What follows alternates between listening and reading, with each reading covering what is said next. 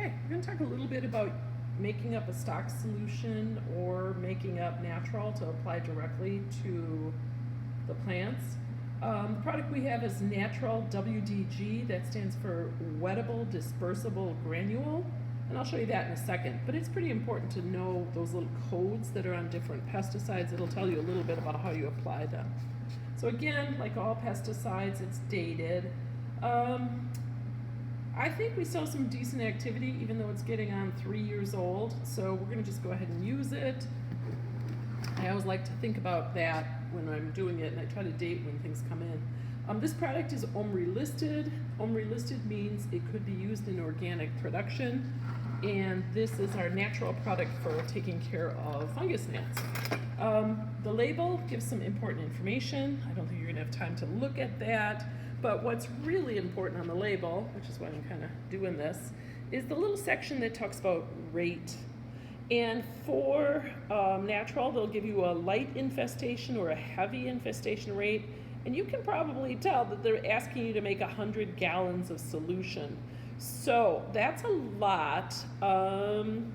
We usually don't make it up at that rate just because I don't tend to treat the whole greenhouse. But what we do need to do is do some calculations to go back from there. I go ahead and tend to use it at the heavy infestation rate, and if you do the back calculations, that ends up being about 3/4 to 1.5 teaspoons per single gallon. So I'll show you a couple ways then you could make that up. You could use the Hozon siphon mixer that we talked about for fertilizing. So again, the brass Hozon will go on to a stock solution will be attached. You'll get your water to pull through, and it'll pull through a certain amount, and you would make that up at a 1 to 15 concentrate stock solution. So you could go back and do that for your 100 gallons and say, hey, I'm going to do X amount, and I have to make it up as if I was making it up at that rate, and then make it 15 times concentrate, and then you could go ahead and use the Hozon. Sometimes, depending on how big the area is I'm concerned about, I'll do something like this, which is really not very efficient, but sometimes it's all I really need to worry about. Each of these little watering cans is about half full with just tap water, and then I'm going to go ahead and use that rate. I know each of these is 1.5 gallons.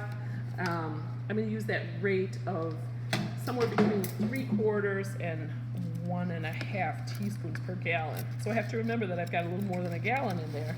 And this is what a wettable dispersible granule is. So again, when it goes in, I'm going to use 2 teaspoons per gallon. So here we're going in. Okay. It kind of floats a little bit, and then it just slowly will disperse in, and I do mix it. So again, each of these will get 2 teaspoons, and then we'll go ahead and use just the regular watering, through there into the greenhouse plants or the flats that I have some concern over.